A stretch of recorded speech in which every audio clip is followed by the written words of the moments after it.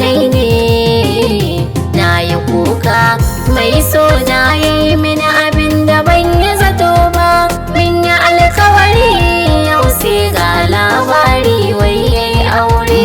Daina kuka shi so bai san ba ko ɗan gari ba, in ya shiga zuciya ƙarshe ya saka ka cikin wani hali.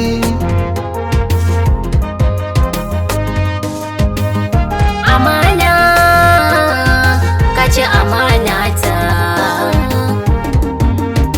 Zana so ki sani kenan kin ga ya tafi shi kenan, na gaya maki tun rannan kin ki yarda da ni kin ɗau kamar ba zai ci amana ba.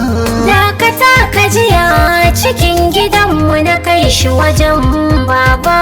Baba ya yi murna ya ce karke ta amana ya karba, to ashe da shirin da yake na munafinci ban gane ba.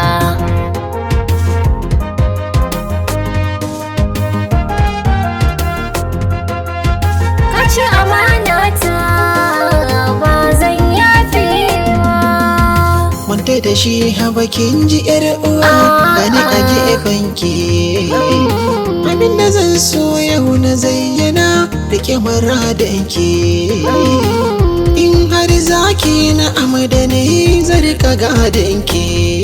Wannan maganar ka aje ta zuciya ba zai ɗauka ba.